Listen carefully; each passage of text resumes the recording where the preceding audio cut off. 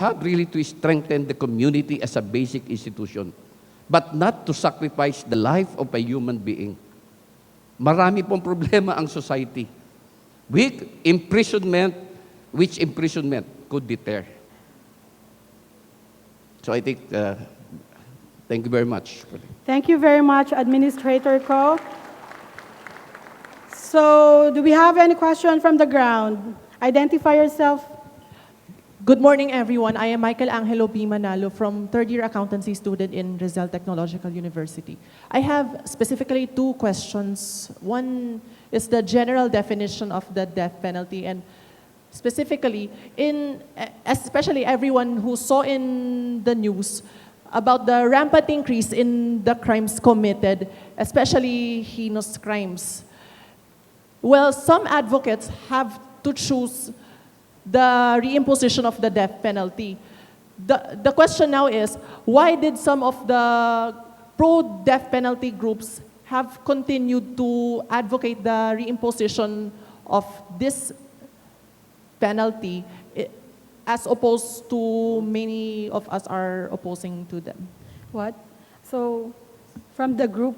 So, Let me query, elaborate this. kindly clarify your question, Yes. one short. So, what is Okay. The question, I think, is why is it that the advocates in favor of the abolition continue to push the other way around? Yes. Why is it that there are people who advocate for the reimposition of the death penalty? Okay. Well, perhaps it is because they feel that this is the only way to solve the problem. This is what we call knee-jerk impulse. Para bang they do not reflect so much on the reason behind why people keep on doing things in spite of the fact that there is already this harsh penalty. Well, as the speaker since yesterday was saying, that history is replete with information that despite the severity of penalty, punishment from times immemorial, people continue to commit crimes. Why? Because of, there are theorists which say that crime is a phenomenon which even the offenders themselves could not understand why such a thing is happening in them. So that is why when the parole and probation the probation program was introduced in the Philippines, the big argument is there is a disease that is happening within the offender. And because there is a disease or a malfunctioning, that offender needs treatment. So that is why what we are doing right now is we are studying the case very thoroughly. We look into the background, we look into the childhood experiences, and we make some treatment plans which are individualized and responsive to the needs of the offender.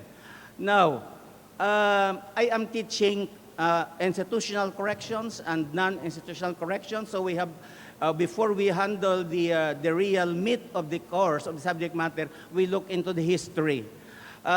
Before, very terrible yung kanilang penalty because there is disemboweling, there is the killing the person or skinning the person alive. Now, despite this approaches to punishment, nothing happened. So, again, we would like to emphasize that.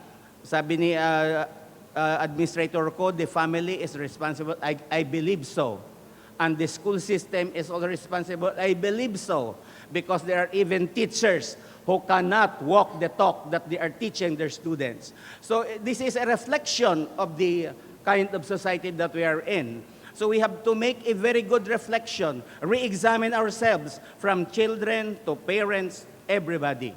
That's my answer. Thank you. Okay.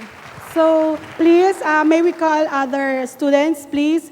Next, we will give you a chance after one question from... Yes? Can I add? Yes, so sorry. So, Well, yes? one of the reasons why the people also continue to advocate the death penalty is because they know that right now the system of justice does not seem to address the situation properly. There's no certainty that a person will be arrested. There's no certainty that the person will be convicted. So if that is the case, then like the professor said, the best way is already to immediately just kill that person. Now, the important thing here is to make sure that our system of justice works properly. No? Eh, ang problema, even that guarantee, no, is still a dream for all of us.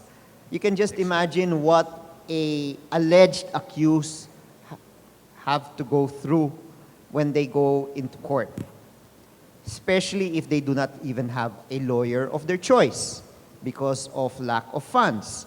So they will rely now on the public attorney's office. And we have to salute the public attorney's office for the work they're doing despite of the caseload that they have. Isang public attorney's office sa isang branch, aabot ng 500, 500 cases.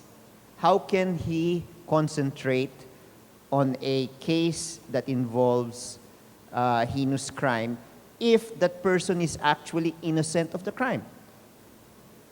So this is why we feel that unless there's a certainty of arrest, unless the fear of conviction is there in the minds of a person who commits crime, then crime will continue. And it is not a solution that we impose death penalty. Thank you very much, Honorable Tañada. Additional answer from Mr. Leonardo. Let me say thank you for this question, because this is the point. We think and we agree that the death penalty is not a deterrence.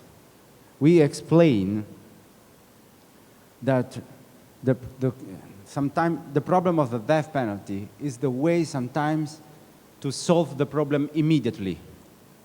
Sometimes the people always think that the penalty is, we have a problem, we solve the problem with the death penalty immediately, to erase the problem. Sometimes we are not ready to face the problem. Yes, I'm totally agree, because we need to avoid the violence, to avoid the death penalty. First of all, we are here to build a culture, a new culture of mercy, a new culture of compassion. Why we say cities for life? I think this is the answer. Cities for Life is the big movement who involve the whole society for a dialogue, not to impose, for a dialogue, to know each other. This is the answer of our community all over the world. Our answer is to be together, to dialogue, to know each other. In terms we study, it means we are here to know you. And I think it's very important, because the most important thing, how to avoid, we need to build something new. That's why we are here together. That's why we would like to build a culture of peace. It's not only a slogan, it's something concrete. You know, Sant'Egidio makes something concrete. When the Sant'Egidio serves the poor, for example, go to the street to help the homeless, go to the house of elderly to help the old people, the people who are sick. Why Sant'Egidio makes something like this? To build a new culture, that can answer directly to avoid the violence, to avoid the death penalty. Thank you. Thank you very much, Mr. Leonardo. So, any question? Hello. I'm Esmenio Tano from Philippine College of Criminology. Magandang umaga po. Ang tanong ko lamang po ay, naiintindihan po namin yung no justice without life. Hindi po natin may pagkakaila sa bansa natin ang patuloy na paglaganap ng mga krimen. Ganun pa man din po, ang sabi po kasi ng karamihan, ang mga pusakal na kriminal ay hindi na po natatakot sa ating batas. Kung kaya ipinapasa ulit nila yung death penalty. Ang akin lamang po, ano po yung mga posibleng steps para maiwasan natin o talagang masug po natin yung pagtuloy na paglaganap ng krimen na hindi natin gagamitin ang death penalty kung ang mga kriminal na ito ay hindi natatakot sa ating batas. Okay. Alam niyo po, napakaganda ng questions, no?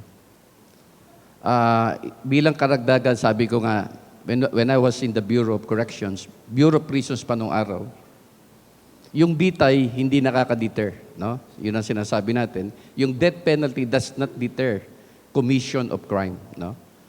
And ang nakikita namin, when I was there, no, we should have a strict rules. Yun ang importante, no? Kasi if we will be looking into the whole society, napakadaming problema ang sosyedad natin. Kaya nga kanina sinasabi natin, bakit hindi natin tuunan, bigyan natin, palakasin natin ang pamilya, palakasin natin ang edukasyon, palakasan natin ang ating sosyedad. Ang ating bilangguan, kung talagang, sabi nga, patitibayan natin ang ating mga bilangguan, a true reformatory institution that we really attend to the rehabilitation of our offenders. May problema po ang ating national prisons. Sabi ko nga, unang-una yung pondo ng national prisons. May problema, yung Bureau of Corrections. May problema lahat to. Sabi nga natin, tinitignan namin sa positibong pananaw, patitibayin natin, hindi lamang ng mga institusyon na ito ang magpapatibay, importante rin ang partisipasyon ng komunidad. Ordinary crime, halimbawa may nangyari na isang krimen, immediately nangangailangan ng testigo ang isang pulis para maipin down o ma-convict natin yung ating maisampay yung demanda. Subalit walang tumitestigo, lahat tayo ay natatakot. So napakahirap, sabi nga natin, ang pulis hindi pwedeng magtahi-tahi ng ebidensya. But from the citizenry, kailangan lumabas tayo. We should be one with them. If we want really to stop crimes in our midst, we should be one. Kaya nga lagi ko sinasabi, no, yung ating criminal justice system, yung mga kapulisan natin, yung ating mga prosecution, yung ating courts and the corrections, these are just mandated institutions dahil may mga batas sila. Pero ang pinakamatibay, sabi nga namin, na kailangan mag-provide ng moral leadership ay ang komunidad. Kaya nga, ngayon po marami tayong cellphone. Kung makikita ninyo, yung cellphone natin, hindi lang basta pang text yan o pang selfie. You could use that to deter crimes and also to help our law enforcement solve problems of criminality. Yung po nangyari, no? Sabi sa EDSA, yung ginawa sa EDSA. Ito yung mga pamamaraan na sinasabi natin, wag lang nating, sabi nga natin, wag lang nating ipabahala doon sa mga institusyon, although sila po ay ating pinasusweldo, binibigyan natin ng sweldo. Subalit napakalaki ang partisipasyon po ng komunidad. At hindi po tayo dapat, sabi nga, hindi po tayo dapat matulog. Alam niyo po, sa Parole and Probation Administration, ang aming tao lamang, just to give you an example, around 800 personnel. And we are rehabilitating 50,000 release offenders, meaning parolees, pardonees, and ito yung mga probationers. Sino ang malaking nakakatulong sa amin? Yung volunteers probation aid na hindi nagsusweldo sa amin, we're not giving them any salary, but they help us to be able to, yung safeguard ang society natin. First and foremost, the duty of the Parole and Probation Administration is to prevent further commission of crime. Kaya nga napakalaki, yung pinagpapasalamatan nga namin, yung mga volunteers namin, probation aid, 24/7 na nandun sila, tinitignan nila yung mga pinalabas namin, mga parolado, pardonado, yung mga probationers para hindi sila makakommit ng crime. And then the activities that we are doing. Pero sa aming eksperyensya, napakahalaga again, babalik uli po tayo, yung partisipasyon ng pamilya, yung partisipasyon ng simbahan, yung partisipasyon ng komunidad. We have a program in the Parole and Probation Administration known as Restorative Justice, na kung saan yung offender, yung nagkasala, at saka yung biktima, pinagharap uli namin upang magkaroon ng kasunduan. Because we believe that the real, sabi nga natin, to correct the real wrong, yung para maituwid yung pagkakamali, ay kung magkaroon talaga ng tunay na pagkakaunawaan yung mga nasaktan at yung nakasakit. And at the end, magkakaroon tayo ng isang produktibong sosyedad, komunidad. Siguro medyo mahaba, subalit ganun ang tingin ko sa pag-solve ng problem. But talagang hindi mawawala yung problema. Kaya nga ang nakikita ko when I started my talk is about outpouring of emotions. Yung muling paglabas ng ulo ng kamatayan doon sa ating sosyedad. Meron na nga, sabi nga, the mayor, merong ipinail ng bill for the reimposition of death penalty. Ayan ay out of emotions. Meron tayong mga kasama for the abolition of death. Dahil sila yung nasaktan, bumaliktad yung kanilang position. Why? Because they are now emotionally affected by the situation. But hindi natin sila pwedeng salain. Hindi natin pwede silang maliin. Because at that point in time, yun ang kanilang nararamdaman. Pero sa tingin nga namin, the criminal justice system could not really perform its functions without the help of the community, without the help of all of us na kailangan nandito tayo. So yun lang siguro ang aking kasagutan. Thank you very much, Administrator Ko. So just to sum it up, the question is simply, what are the possible steps to prevent crimes? So it was answered, death penalty, always remember, does not deter crimes. It is being faced with positive perspective.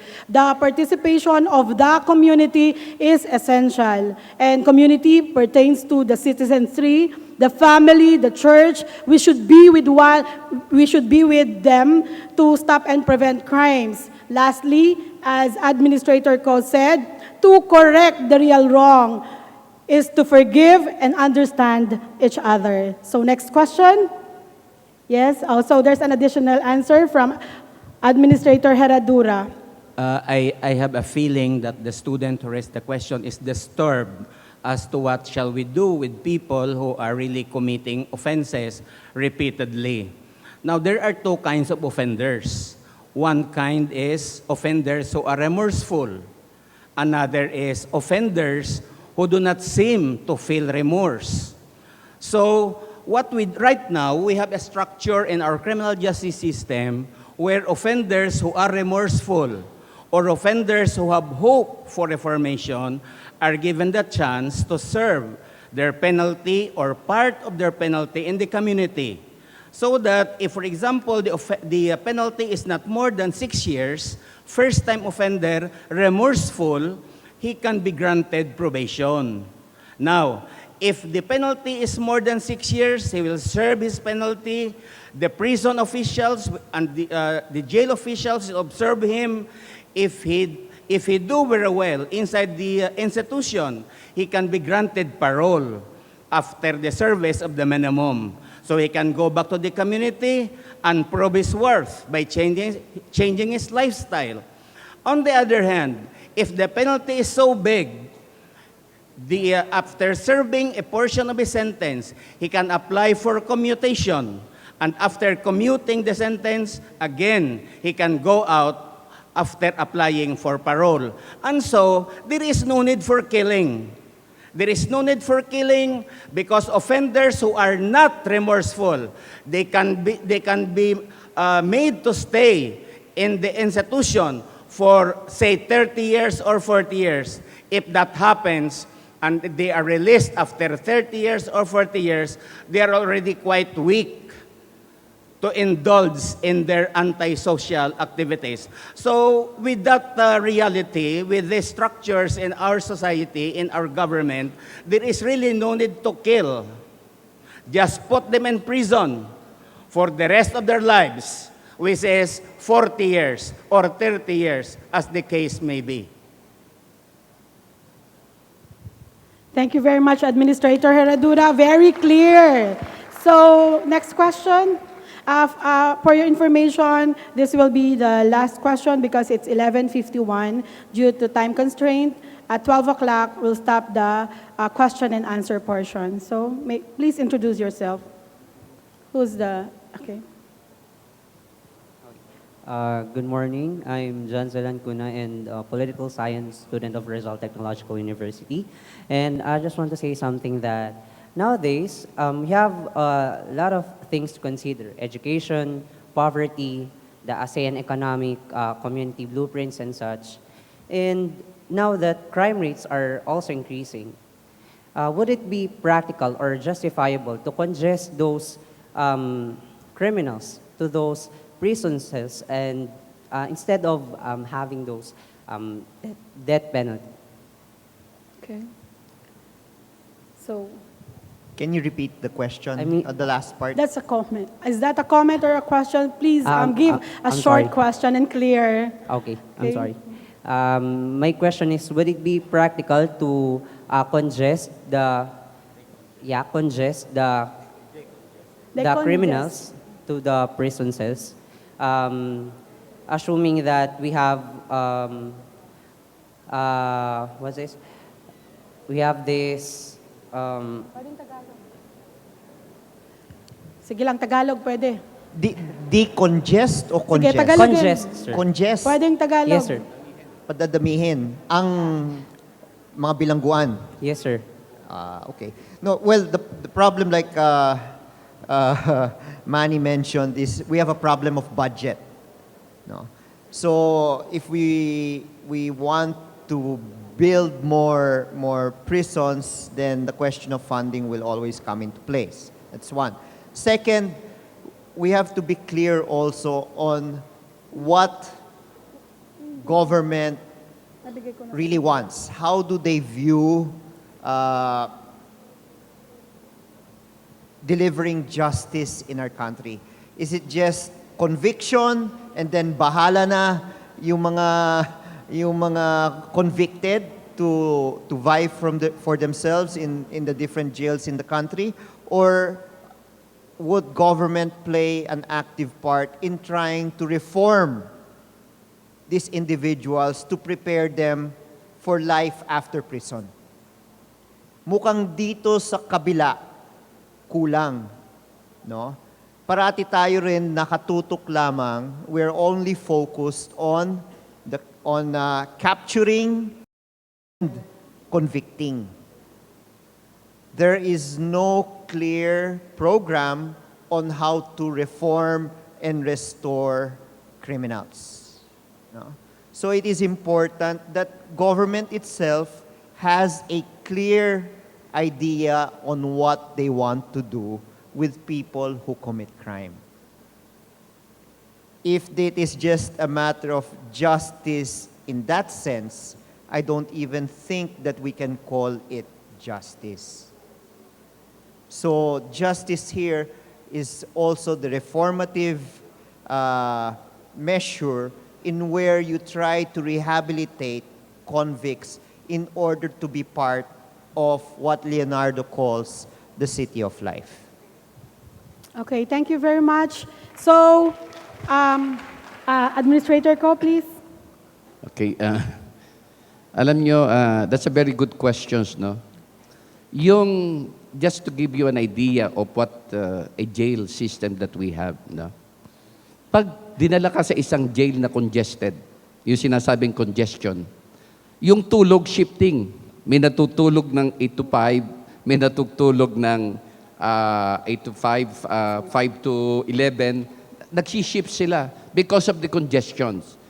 By itself, that is already a penalty for them.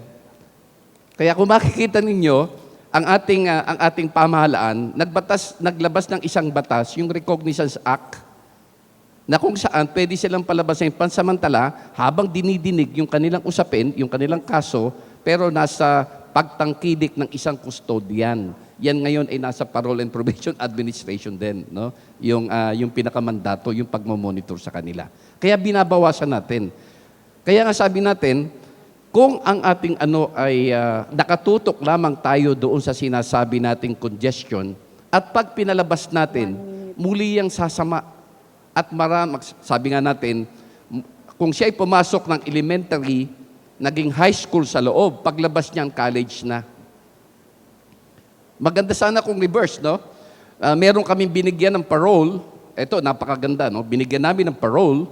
He was imprisoned for killing somebody outside. He was a high school undergraduate at that time.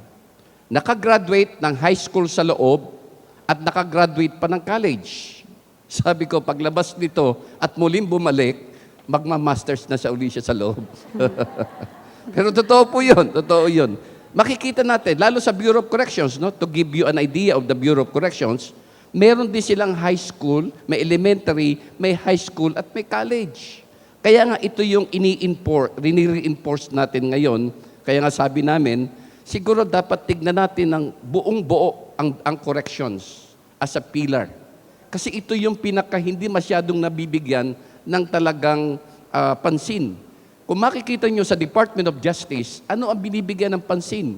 Yung paghuli ng kriminal, we have the NBI, at saka yung prosecution. Pero pag ipinasok na sa jail yung tao o sa prisons, ay tapos na. Pero hindi natatapos ang usaping kriminal.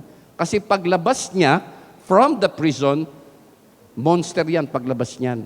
If there is no proper treatment. Yun ang sinasabi ni Congressman. Kailangan talagang patibayan natin ang corrections. Otherwise, pag lumabas yan, mas lalong sasama, magkakaroon tayo ng problema. And you know, yung ating mga kabataan, it's good now na hindi na masyadong nagpapalabas ng mga movies na idolizing yung mga criminals, no? Pumapasok that idea na sabi nila, mas magaling pa, no? Kaya nga kung merong isang bata, ano ang gusto mo? Magpupulis po ako. Bakit ka magpupulis? Baka papayaman siguro, no? Because that is a distorted perception or notion of a profession. Hindi para magpayaman, kung hindi to be able to serve others. That's very important doon sa mga professions natin. Whether you're a teachers, you are a police officers, you are a correctional officers, you are a lawyers, dapat talagang puro serbisyo sa kapwa natin. Yun ang mahalaga. Okay, thank you. Thank you very much, Administrator Ko. So before we end the session, we do still have 2 minutes. We will give it to the Bureau of Correction, courtesy of Ms. Rexy for a short comment. And this will end. The microphone. Yung mic. Ayun sa center, sir. Ay, ma'am. Comment lang po. Okay, tapos na po, ma'am. Ang tagal po ng paglakad. Maraming salamat, Janet. Okay I po, really ma'am. love you. Good morning po. Good afternoon, Dr. Rexy 2 Morales minutes, po from the ma'am. Bureau of Corrections. I am the head of the Reformation Program for the prisoners. We just like to say here that tama si Sir Ko that imprisonment is not the end of, the end of an offender committing crimes. Perhaps this is just the beginning. In the Bureau of Corrections, we don't only confine them. Sabi nung bata, better confine, di ba, no? Because we believe that an offender stays only for a very short time, kahit mga 10, 20 years, short time, because he has still to go back to the break community. Babalik siya sa inyo. And so what do we do in the Bureau of Corrections? We provide him with programs, reformation programs, the one that was mentioned by Sir Ko. That's just one, educational program, religious and spiritual programs, work and livelihood programs, behavior modification, health and medical services, and the work and livelihood, sports and recreation. Why do we give this program? Because we believe that an offender, no matter how bad he is, he's still capable of change. An offender, a person, is capable of change if he's only given an opportunity to change. And that is why we are pro-life, we are anti-death penalty. Because how can you reform if he's already dead? Okay, now the problem is not with us. The problem is with the community when he goes back. Even if an offender has, for example, graduated in the college, we have one degree that is offered, and that is in entrepreneurship. If he is a college graduate and he is released and he wants to find a job, no one would like to accept him. So what would he do? Because he is an ex-convict. Yung sinasabi ni Sir ko, it's the community because you are the fifth pillar of the Philippine criminal justice system. After we have rehabilitated him, you have to take care of him when he goes back to the pre-community. If there is no assistance, there is a big possibility that he will go back to his old criminal ways. That is why you have a very big role in criminality. It's not only the law enforcers, it's not only the court, the prosecution, it's not only us, it's also your role to prevent criminality. And as I have experienced this, that no matter how evil a person is, show him kindness and love, and he will always behave with love and kindness, because a person would always behave according to expectations. He will always believe in love, love in himself, and love for other people. Thank you. Thank you very much, Ms. Rexy. For those who want to go to the Bureau of Correction, kindly contact her. Okay. So thank you very much, ladies and gentlemen, for your cooperation, for ideas shared. A pleasant good afternoon.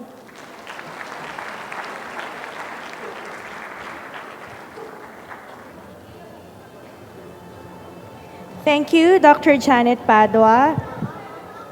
Oh, the session is not yet over. Ladies and gentlemen, please take your seat. Thank you for your active participation. We are also overwhelmed with your questions and your interests, and the exchange of thoughts are just so, inspiring. So thank you so much. May we now call on Ms. Jenny Babon to say a few words before we conclude the session. Thank you. Ayan. So are we learning, students? Alam kong gutom na kayo eh, but before we end our first session, let me thank you once again for joining, especially the students who are with us this morning. So thank you for witnessing and for our panel who shared a lot of information about the campaign. So we are really very happy to see, especially the young people. And for this afternoon, so we will come back again here in the same place. And we will hear from Arthur and George Kane. So we have two guests coming from US.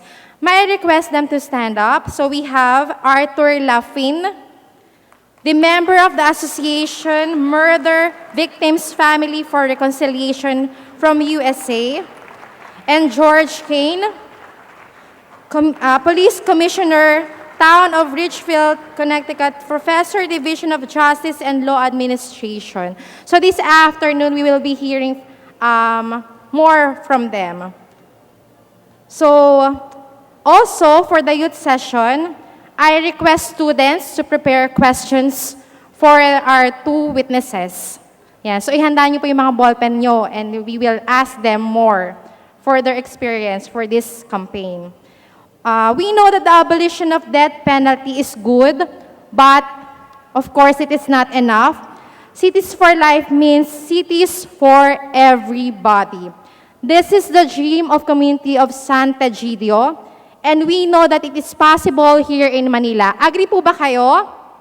Yes, we will all work together to make this dream enlarge and make our country, even our co-neighbors, Asia countries, to be part of the campaign.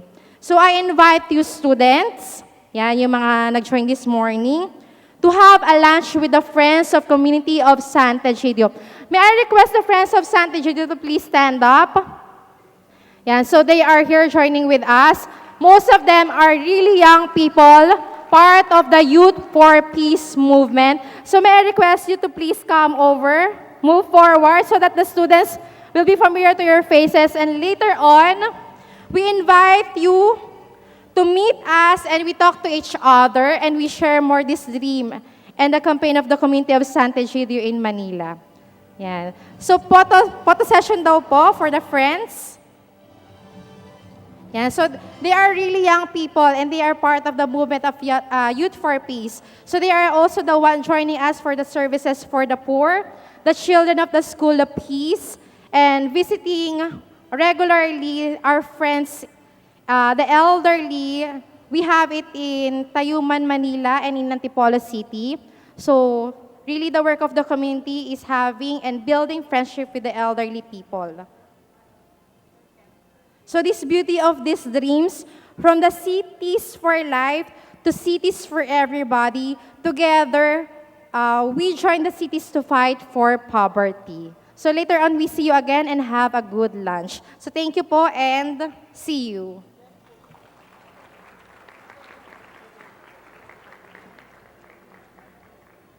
Announcement to everyone, for those who would want to take a photo ops with our guest speakers, you may proceed below the stage. Thank you.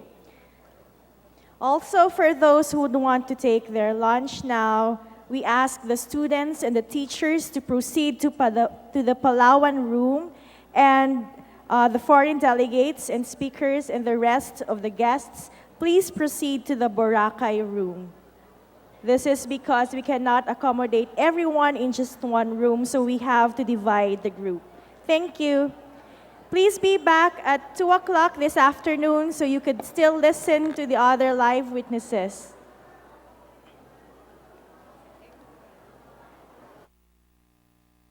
And good afternoon.